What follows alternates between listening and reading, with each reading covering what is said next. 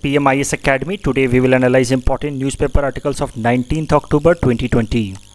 Please note you can download the PDF version of today's newspaper analysis by clicking the link given in the comment section. You can download the PDF version of September 2020 magazine from our website spmisacademy.com. You can also join our WhatsApp group through the link given in the description section for more study materials. This is the list of the topics that we'll cover from today's newspaper. And the first article is taken from editorial segment. It is about upcoming US presidential election, and this topic is important from our syllabus paper 3 international relations point of view, especially from the subtopic impact of foreign policies of other countries on India's interest. तो जो भी दुनिया की major countries हैं, जैसे कि US of no doubt दुनिया की एक मेजर कंट्री है, उसकी फॉरेन पॉलिसी से इंडिया के इंटरेस्ट पे क्या इम्पैक्ट पड़ता है, वो हमारे सिलेबस का हिस्सा है. और यहाँ पे हम देखेंगे कि यूएस के प्रेसिडेंशियल इलेक्शन का इंडिया के इंटरेस्ट पे क्या इम्पैक्ट पड़ सकता है. तो देखो, इस आर्टिकल का बैकग्राउंड तो मैं आपको ऑलरेडी बता चुका हूँ. In this article we will talk about the upcoming impact of US presidential election. आपको पता है कि यूएस प्रेसिडेंशियल इलेक्शन में अब दो मेन कैंडिडेट बचे हैं.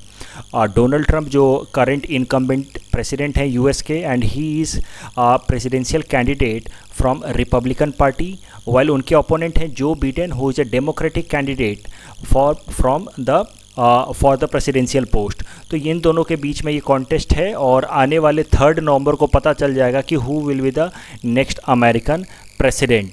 अब यूएस के प्रेसिडेंट रहे हैं डोनाल्ड ट्रंप फ्रॉम 2016 टू 20, और उनके कई सारे रेडिकल डिसीजंस रहे. ही टुक मैनी रेडिकल डिसीजंस, जिसका इंडिया के इंटरेस्ट पे भी काफ़ी निगेटिव इम्पैक्ट पड़ा है. ओवरऑल हमें देख के ऐसा लगता है कि यूएस प्रेसिडेंट डोनाल्ड ट्रंप के रिजाइन में और under Trump administration India and US have become close Alai.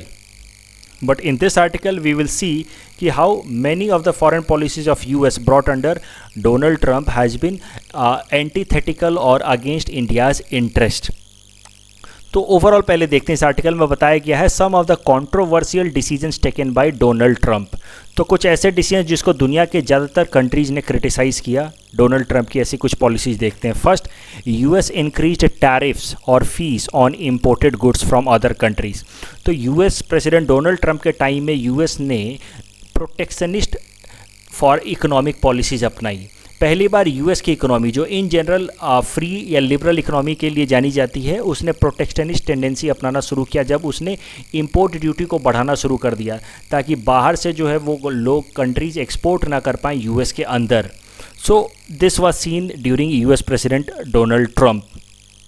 उसके अलावा US withdrawal from important international agreements like US pulled out of Paris climate deal, then US pulled out of Iran nuclear deal.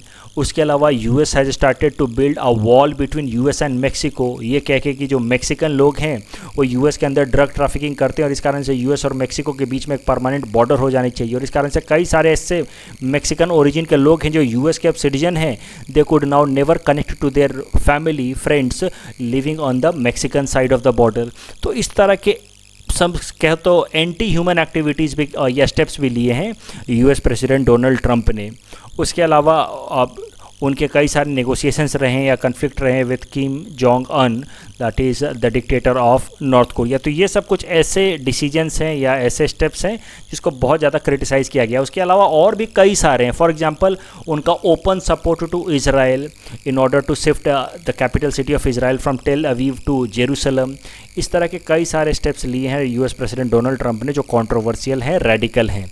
अब हम लोग इस article में देखने जा रहे हैं those decisions of Donald Trump that will have impact on India's interest. So ये जो पहला डिसीजन है, of course US increasing tariff on goods being imported to US. इसका देखो, ये इस तरह की पॉलिसीज मोस्टली चाइना के लिए लेकर के आई गई जब चाइनीज़ इंपोर्ट पर रिस्ट्रिक्शन लगाया गया यूएस के अंदर. But this has impacted India also. Many such decisions have been taken against India as well. For example, GSP withdrawal, आपको मैंने लास्ट ईयर ही पढ़ाया था. एक जनरलाइज सिस्टम ऑफ प्रेफरेंस का कॉन्सेप्ट मैंने जब इंडिया बांग्लादेश डिस्कस कर रहा था 2-3 दिनों पहले, तब भी मैंने आपको जीएसपी का कॉन्सेप्ट सिखाया था. जब मैंने आपको बताया था कि कैसे डेवलप कंट्री जो है वो डेवलपिंग कंट्रीज़ को तो कुछ प्रीफरेंस देते हैं कि सर्टेन गुड्स जो हैं वो डेवलप कंट्रीज़ में वो लोग बेच सकते हैं विदाउट पेइंग इंपोर्ट ड्यूटी. तो US use to give us generalise system of preference in certain goods and services. और इस तरीके से इंडिया लगभग $6 बिलियन का ट्रेड करता था with US without paying any duty. लेकिन last year US president Donald Trump ने ये GSP provision for India withdraw कर लिया। इसको डिटेल में, ये जीएसपी प्रोविज़न को मैंने डिटेल में डिस्कस किया है in my newspaper analysis of 12 January 2020 in economic section. If you want to know more you can go and see this. तो पॉइंट जो मैं बताने की कोशिश कर रहा हूँ कि डोनाल्ड ट्रंप के रिजाइन में इंडिया की कई सारी भी इंटरेस्ट को हैम्पर किया गया है। यहाँ पे आप देख ही सकते हैं इंडिया की इकोनॉमिक इंटरेस्ट और trade interest is suffering. India को has been subjected to pressure at WTO also. For example solar panel case भी मैं आपको बता चुका है, जब इंडियन गवर्नमेंट एक पॉलिसी लेकर के आई थी कि चाहे कोई भी कंपनी जो सोलर पैनल या सोलर प्लांट लगाना चाहती है उसको 50% पैनल इंडियन मैन्युफैक्चरर से ही खरीदना होगा। उसके खिलाफ यूएस ने WTO में कंप्लेन रजिस्टर कर दिया था that India is violating the national treatment principle of WTO। तो इस तरीके से US president Donald Trump's foreign policy has been antithetical to India's interest. अगर दूसरा स्टेप देखें that was regarding climate change, US withdrawal from Paris climate deal. अब इससे directly तो कोई इंडिया पे इम्पैक्ट नहीं पड़ा, लेकिन इनडायरेक्टली इंडिया पे इम्पैक्ट जरूर पड़ेगा, क्योंकि देखो India is a tropical country, तो जो भी क्लाइमेट चेंज हो रहे हैं इसका one of the most affected और वल्नरेबल कंट्री होगा इंडिया। और इंडिया इस कारण से बहुत सीरियस है, बहुत ही ज़्यादा कमिटेड है to mitigate the impact of climate change. और अगर आप देखें तो इंडिया की जो INDC है, intended nationally determined contribution eight Paris climate deal, that is one of the most promising, क्योंकि हमें पता है कि अल्टीमेटली क्लाइमेट चेंज का इम्पैक्ट हमारे ऊपर ही सबसे ज़्यादा पड़ने वाला है। तो अब डायरेक्टली तो इसका इम्पैक्ट हमारे जीवन पे नहीं पड़ेगा कि US had pulled out of Paris climate deal, but indirectly इसका अंतर क्या होगा, इम्पैक्ट क्या होगा। यूएस जो दुनिया की सेकंड लार्जेस्ट इमीटर कंट्री है, वो अगर पेरिस क्लाइमेट डील को रेस्पेक्ट नहीं करेगी तो Paris climate deal is bound to fail. और जब पेरिस क्लाइमेट डील फेल हो जाएगा तो क्लाइमेट चेंज के निगेटिव इम्पैक्ट को हम रोक ही नहीं पाएंगे and India will be the worst sufferer. अगर आप देखें तो IPCC inter governmental panel on climate change एक स्पेशल बॉडी है जिसको बनाया ही गया है कि important datas regarding climate change को वो रिलीज़ करते रहे। उसने बताया था कि अगर बाई 2100 आने वाले 2100 जो साल होगा उस साल तक अगर हमने क्लाइमेट चेंज को या टेम्परेचर राइज को 2 डिग्री सेल्सियस से कम तक में मेंटेन नहीं किया, that was at the pre industrial level, यानी कि इंडस्ट्रियलाइजेशन जो 1850 के आसपास सब लगभग शुरू हुआ था, उस टाइम में जो हमारा टेम्परेचर था, एवरेज टेम्परेचर था, उससे मैक्सिमम हम 2 डिग्री सेल्सियस ज़्यादा टेम्परेचर बढ़ना अलाउ कर सकते हैं बाई 2100। अगर उससे ज़्यादा टेम्परेचर बढ़ गया then it will be apocalyptic, बिल्कुल तबाही आ जाएगी। लेकिन फिर भी US has pulled out of this Paris climate deal, और अब यूएस के पुल आउट करने के बाद ऐसा देख के साफ समझ आ रहा है कि the world will not be able to meet this target of keeping the global warming below 2 degree Celsius by 2100 with respect to pre industrial level. तो डायरेक्टली इनडायरेक्टली यूएस के पुल आउट से इंडिया के interest पे तो impact पड़ेगा ही। उसके अलावा ये जो स्टेप है allowing fewer immigrants into the US, अब इमिग्रेशन पे भी रिस्ट्रिक्शंस लगाए जा रहे हैं, स्टूडेंट्स वीज़ा नहीं दिए जा रहे हैं। कई सारे इंडियन स्टूडेंट्स यूएस में जाके पढ़ाई करते थे, कई सारे इंडियन टेक्नोक्रेट्स यूएस में जाके जॉब करते थे। हाल फिलहाल में मैंने आपको बताया था कैसे H1B वीज़ा रिजाइम को स्ट्रिंजेंट कर दिया गया ताकि इंडिया के जो IT एक्सपर्ट्स हैं या अलग अलग फील्ड्स के प्रोफेशनल्स हैं उनको यो यूएस में जाकर के वो जॉब ना कर पाएँ और लोकल अमेरिकन्स को वो जॉब मिल पाए। तो ये सब अप्रोच जो है वो पहले कभी भी किसी भी प्रेसिडेंशियल एडमिनिस्ट्रेशन में नहीं देखा गया है, जो डोनाल्ड ट्रंप के टाइम में देखा गया, और इसका सबसे ज़्यादा इम्पैक्ट इंडिया के ऊपर पड़ रहा है। This H1B visa stringent norms it is mostly impacting India, क्योंकि इंडियन टेक्नोक्रेट्स सबसे ज़्यादा यूएस में जाकर के काम करते हैं। उसके अलावा अगर आप देखें पेरिस ईरान न्यूक्लियर डील से पुल आउट कर लिया यूएस ने, और ईरान न्यूक्लियर डील से पुल आउट करने के बाद इंडिया के ऊपर इसका क्या इम्पैक्ट पड़ा वो तो आप भली बात ही समझते ही हैं, you know it very well, क्योंकि once US pulled out of Iran nuclear deal then the next step what it took, it subjected Iran to economic sanctions, it brought CAATSA law, and according to the Katsa law any country who conducts trade with Iran will be subjected to trade sanctions। और अब India के लिए dilemma create हो चुका है।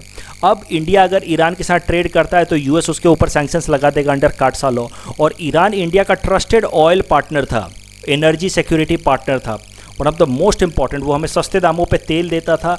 Iran का जो oil है that is better quality oil, और हमारी जो रिफाइनरीज हैं they have been designed in a manner to process Iranian oil, और ईरान हमें सस्ते दामों पे तेल भी देता था।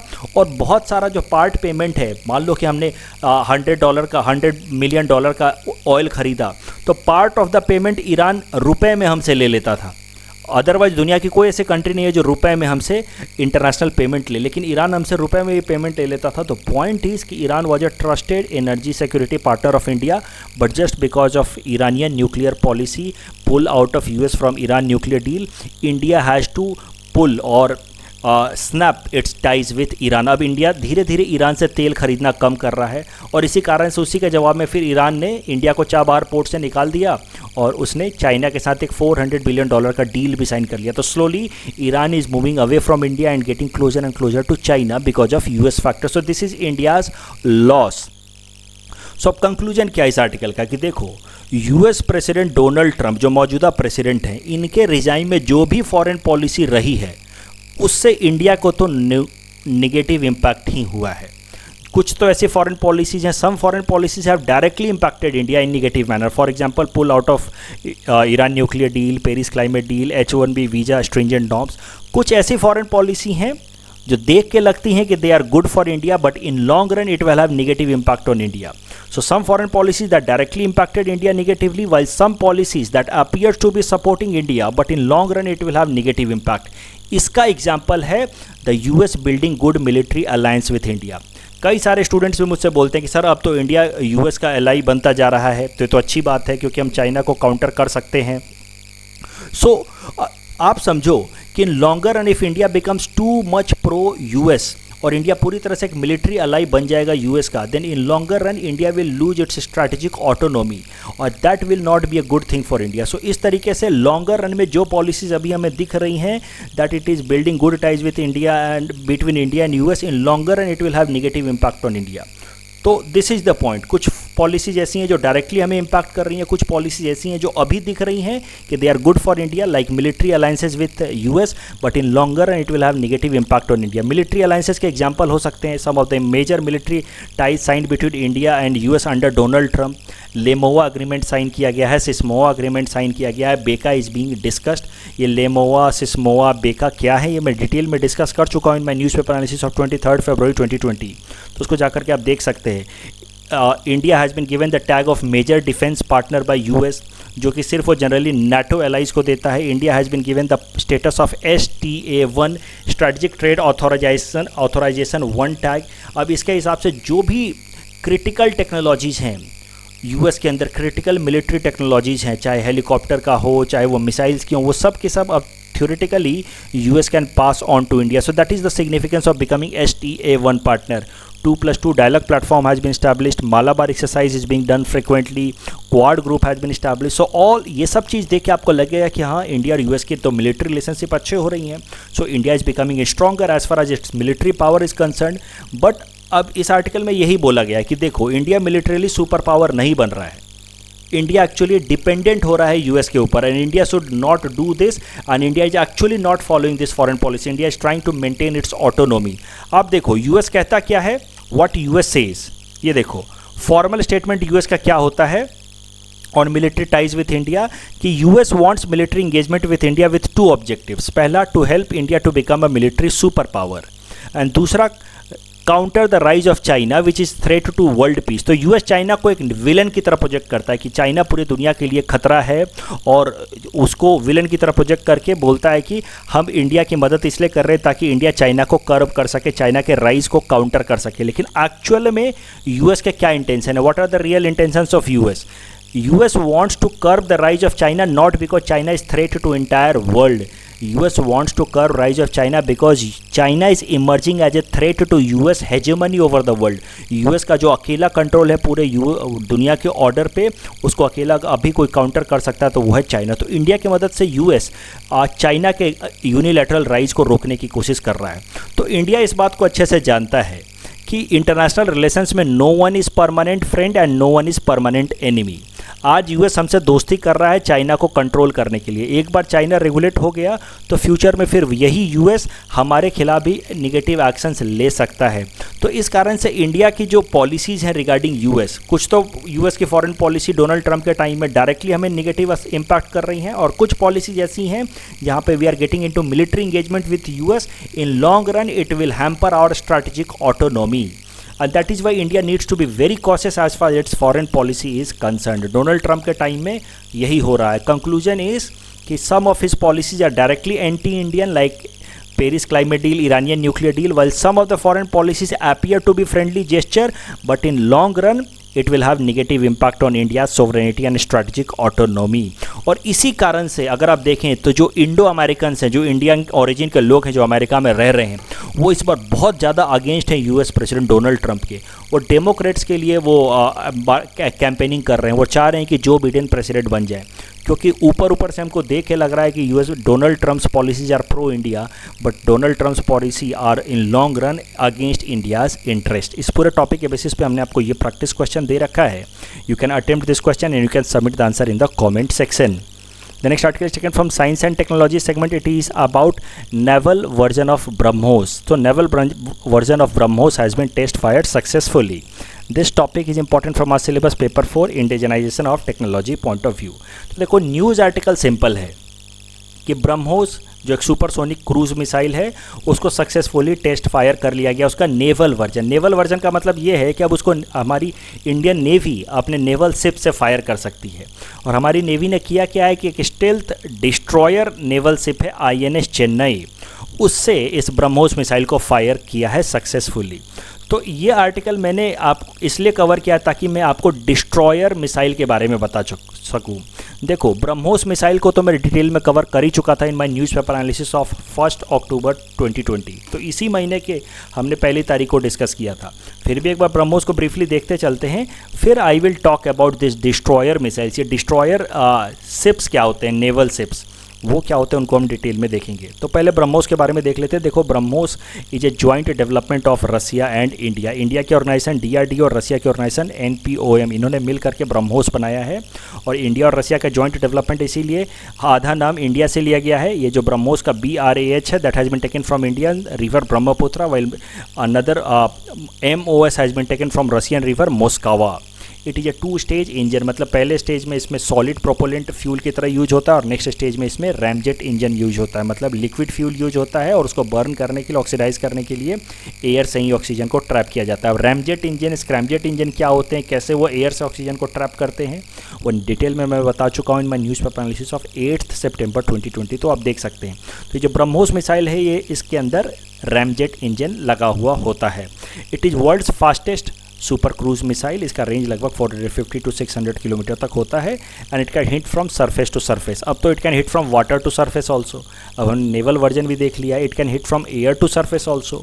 तो पहले सरफेस टू सरफेस भी था, एयर टू सरफेस भी था, अब हमने वाटर टू सरफेस भी अब बना लिया है। अब जरा समझते हैं types of fighter ships in Indian navy. तो इंडियन नेवी के अंदर टोटल 4 तरह के फाइटर शिप्स होते हैं। पहले होते हैं कॉर्वेटीज़, फ्रीगेट्स, डिस्ट्रॉयर्स एंड क्रूज। और ये जो न्यूज़ है ये डिस्ट्रॉयर से रिलेटेड है। INS चेन्नई जो इंडियन नेवी का डिस्ट्रॉयर शिप है, उससे हमने ब्रह्मोस मिसाइल को फायर किया है। तो इन चारों के बारे में ब्रीफली समझ लेते हैं। देखो सबसे पहले होता है ये क्रूज़र, फिर उससे छोटा होता है, सबसे खतरनाक होता है ये क्रूज़र, उससे छोटा होता है डिस्ट्रॉयर, उससे छोटा होता है फ्रीगेट और सबसे छोटा होता है ये कॉर्वेट। तो क्रूज़र ये लार्जेस्ट कॉम्बैट शिप होता है। अगर आप देखें तो ये सिर्फ एयरक्राफ्ट कैरियर से छोटा होता है, जैसे मैंने आपको बताया था विक्रम INS विक्रांत वगैरह, वो एयरक्राफ्ट कैरियर्स होते हैं, वो लंबे लंबे होते हैं। उसके अलावा सबसे जो लंबा नेवल शिप होता है वो होता है क्रूज़र, उससे रिलेटिवली छोटा होता है destroyer. It is main attack ship.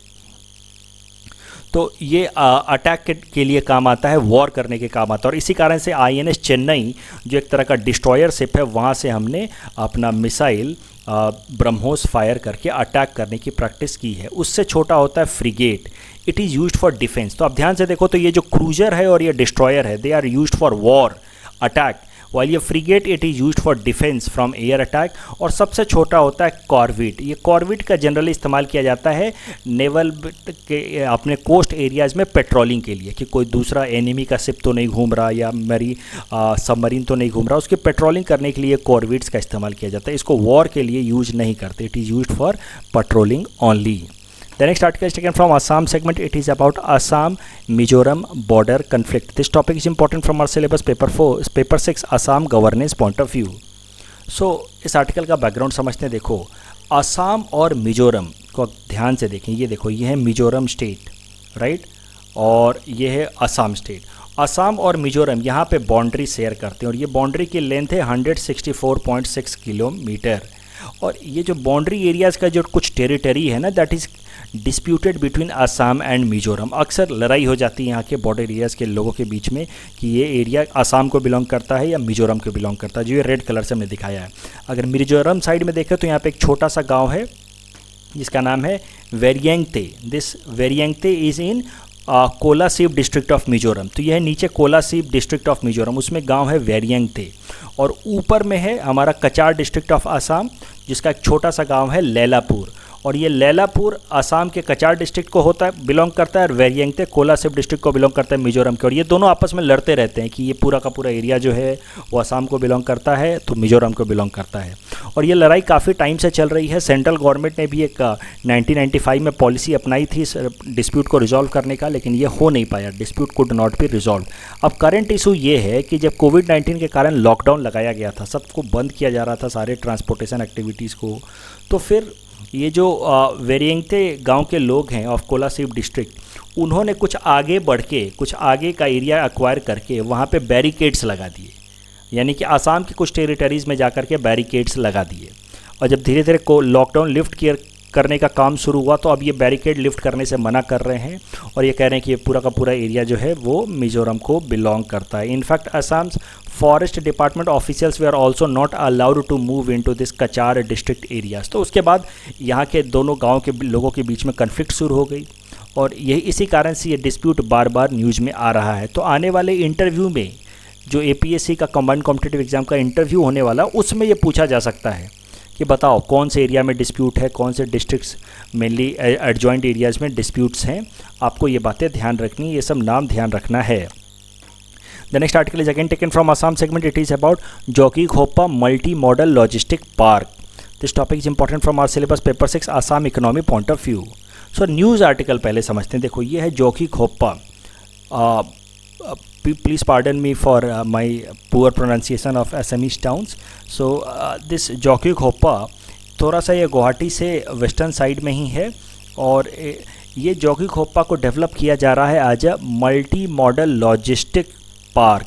Multi modal logistic park की तरह इसको डेवलप किया जा रहा है। ये न्यूज़ आपको याद रखना है, सीधा सीधा PT में पूछा जा सकता है। This Jogighopa being developed as multi modal logistic park, it is being done under Bharatmala project. अब जरा समझते हैं कि मल्टी मॉडल लॉजिस्टिक पार्ट होता क्या। देखो मल्टी मॉडल लॉजिस्टिक पार्ट का मतलब आप नाम से ही समझेंगे, मल्टी मॉडल, अलग अलग मोड से एक साथ logistics park.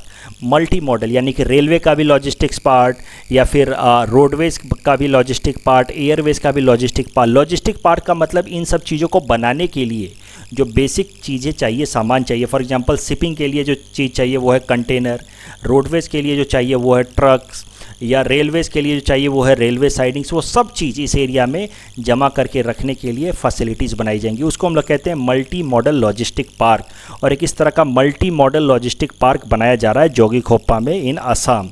And this is being done with help of a fund being given by Asian Development Bank. This fund will be of ₹3,000 crore.